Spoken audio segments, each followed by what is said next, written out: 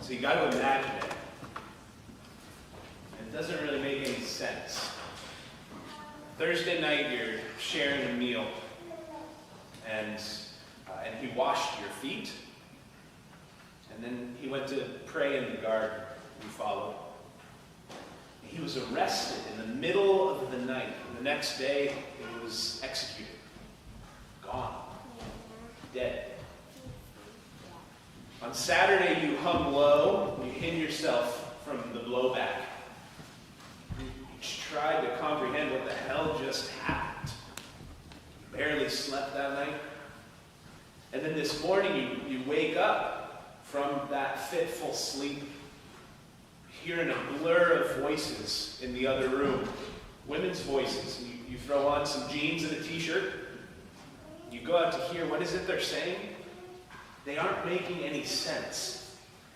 Everybody's there talking all at the same time. Wild theories are already spouting off among the other men. But you look at Mary. And Mary she's calm. You look at Joanna, and so is she. Calm. And all of the other women, serene almost. What happened to them this morning? It doesn't make any sense. You got to see it. You got to see it to believe it. So you shove past everyone and you run barefooted into the garden where you know they laid him in the grave and sealed it up. And it's wide open. Empty. It doesn't make any sense. What happened? I'm going to end this sermon by insisting that you are each invited to practice resurrection. When I speak of resurrection, I speak of something that is a mystery. I'm going to end this sermon by telling you that you're invited to be part of that mystery. How you partake, how precisely you are meant to participate, I don't exactly know, but I know that the practices of resurrection are always creative manifestations of life against the odds. And I know as often as not that they are acts of love and care that appear ordinary, even though they have extraordinary effects. And I know that every one of you here, every one of you is capable of contributing in powerful ways to a garden full of resurrections. But I first started believing in Jesus when I was about 4 years old. How old is Ivan? 3. Nice. Nose is 5. Right in between you two. I was about 4 years old. That's my story anyway. I don't know if I ever actually didn't believe in Jesus. That was the garden I was raised in. I grew up on the Gospels. My dad was a preacher. Get this, my dad played Jesus in our Easter pageant every year. He had long hair and the beard. Apple doesn't fall far. Our church did a big production at Easter, like a full-on, passion play. Several shows throughout the week leading up to Easter. So from the ages about 8 to 14 years old or so, I watched my dad get crucified and rise again several times during the Easter season. Freud would have had a heyday with me. It was quite the experience. When I was growing up, my understanding of the Christian faith was that if I believe in Jesus, then I'm safe in this life and in the next. And my understanding of Christianity was that it is about personal salvation. That slowly shifted for me as I grew up. As I studied the faith, as I practiced the faith, as I learned more about our world and the ways that Christianity had and does impact our world, some good ways, but also a lot of harmful ways. My understanding of my own tradition, of this faith tradition, of Christian tradition, it shifted as I considered more and more what it was that Jesus might have been trying to get at when he said these words. He said, "The thief comes to steal and kill and destroy, but I have come that you may have life and have it to the full. I began to experience how practicing my faith could be about more than my own sense of well-being alone, more than my own assurance alone, and how my own well-being was actually woven together with the well-being of the whole world. I began to see faith as a way of life, a way of spiritual practice, as many of us have been talking about for weeks. A way of spiritual practice that's beyond religious categories, in fact, and beyond static statements of faith. I read books. Maybe when I come back from paternity leave, we could do a book study together. Books with titles like A New Kind of Christian and The Meaning of Jesus. And this one, I like this. Velvet Elvis, the subtitle is Repainting the Christian Faith. Books like Reimagining Christianity, where there are things written like this line that stuck with me for decades. For me, being a Christian is a romance, a pilgrimage into the unknown, a process of continual conversion. It's like a garden, or a perennial garden, a process of continual conversion.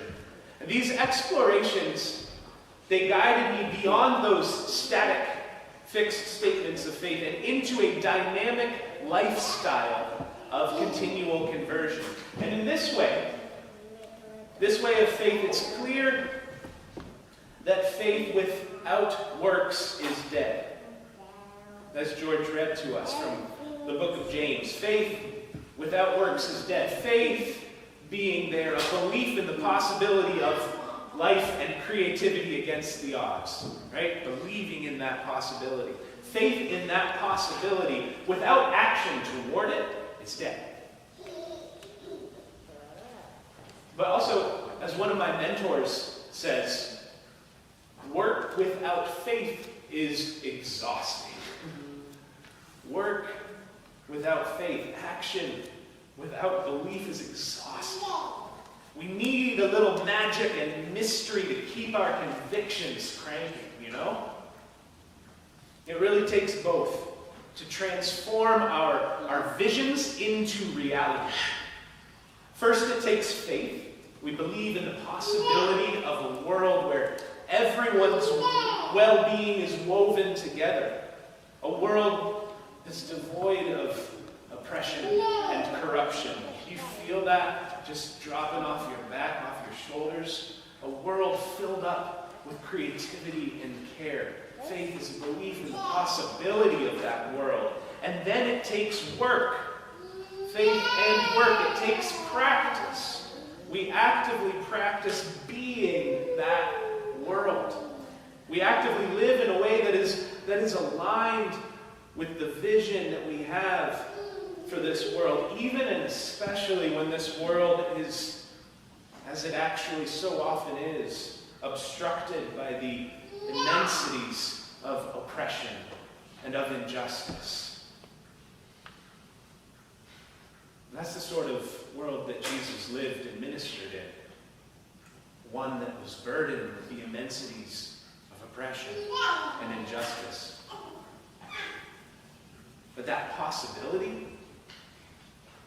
there's a sort of vision for an alternative. That's the vision that he was casting with his ministry. And that alignment between the possibility, the reality, and the vision, that alignment, that's the way that Jesus was living and calling all of his followers to live as well. So there's the reality, possibility, living in alignment.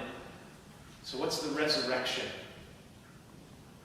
The resurrection was some mysterious braid together of possibility on the one hand and actuality on the other. Of faith and active work in the direction of what's possible. It was the spirit of what might yet be brought into being.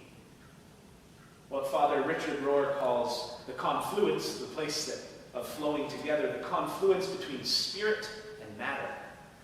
That's how Richard Rohr defines the Christ. The confluence of spirit, possibility, and matter, actuality. But friends, this is all great in theory. What happens, though, when our dreams for a world that's more equitable and just and whole and free, when those dreams become a nightmare? What happens when our best hopes for the world are dashed by forces outside ourselves and by the atrocious behaviors of a few powerful people? What happens? Especially when some of those people label themselves and their acts as righteous. Confusing. Especially when some of those people categorize themselves and their acts as Christian. Chaotic. In our dynamic practice of faith, my dear church, we cannot stand for that. And in my position as a Christian leader, here preaching behind a beautiful quilted cross, here on Easter morning, let me be clear that I do not stand with any Christian leader who is not speaking out against the evils of white nationalism in our nation, who's not unambiguously condemning prison systems that are designed for profit and that feed on racism. That I do not stand with any Christian leader who's not consistently calling out the simple injustice of the imbalance of wealth in our world, where many hundreds of millions of people are hungry, where there are 15 people who each boast over $100 billion in personal wealth. And any one of those 15 people, if they followed Jesus' instructions to feed the hungry, any one of those 15 people could afford to nourish for 5 years the over 800 million people in this world who are hungry, not to mention the 300 million people in this world who are near to starvation. And they'd still have enough wealth to be among the top wealthiest people in the world. That conversion, that's a conversion I could get behind. Jesus would have his work cut out for him today, wouldn't he? If only he were among us. But Jesus died. And he died because he called out atrocities like that. I'm going to tell you something that might sound a little odd coming from the mouth of a preacher here behind a pulpit. Will you stay with me? All right. Jesus didn't die to save your soul or mine. Our souls did not and do not need to be washed clean by the mutilation of someone else's flesh and dignity. God didn't and doesn't need a sacrifice in order to love you and liberate you. As if God were some dictator hell-bent on proving his power and righteousness. God loved you from the beginning. God loves you now. And God will meet you wherever you are and help you find the way to whatever form of liberation you need. God is not like the dictator who rules in self-righteous vanity with a heavy hand. God is more akin to the soil. God is the compost heap. God is the source material that enriches and nourishes life. God is the sun that feeds. life. God is the rain that pumps sap through our veins. God is the source of life. And insofar as the cycle of life depends on the compost heap, God is not overcome by death, but integrates death into the constant surge of life. So, if God didn't need Jesus to die, why did Jesus die on a Roman cross on a holiday weekend 2,000 years ago?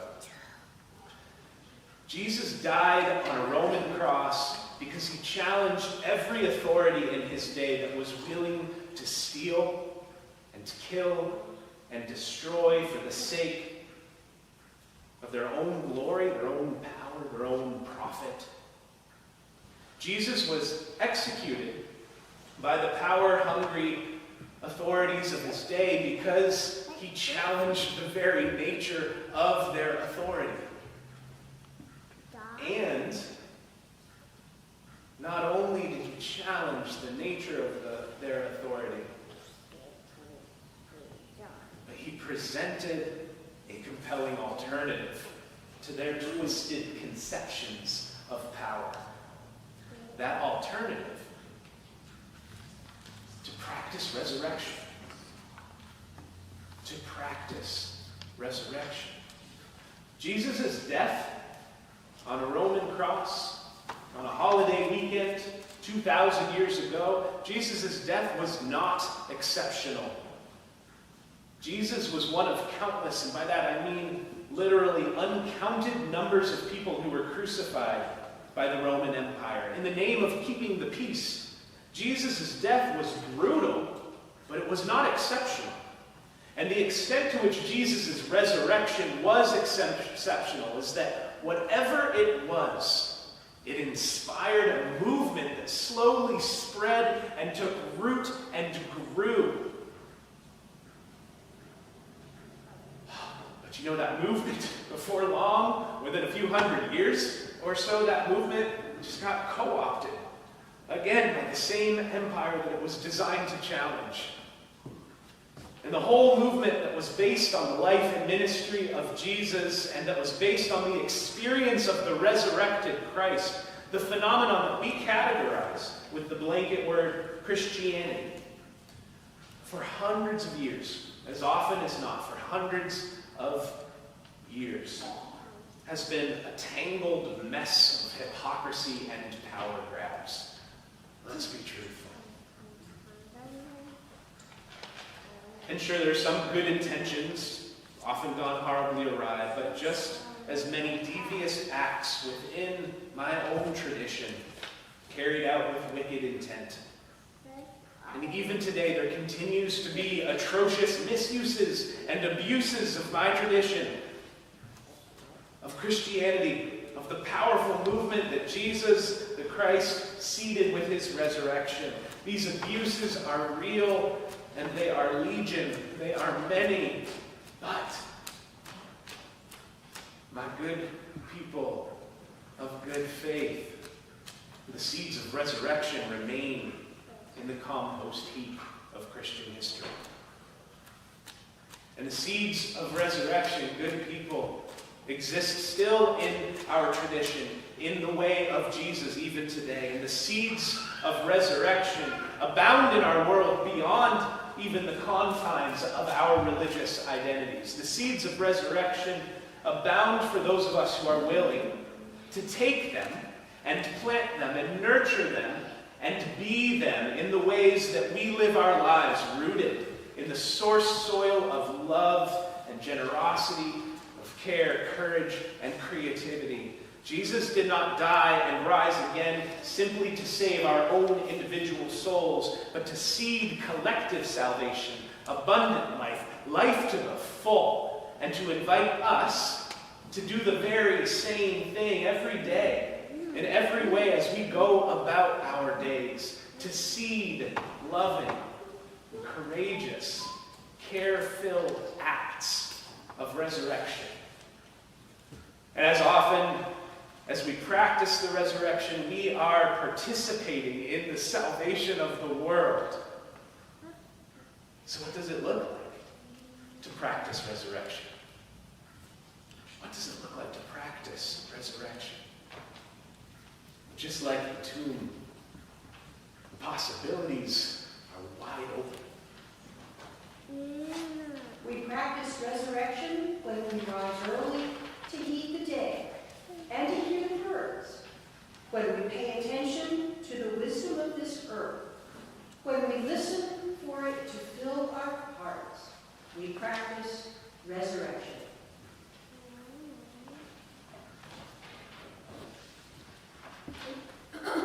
We practice resurrection when we encourage our neighbors who are lonely, when we care for our neighbors who are ill, and when we visit with those who are imprisoned by the state or by prisons of their own making.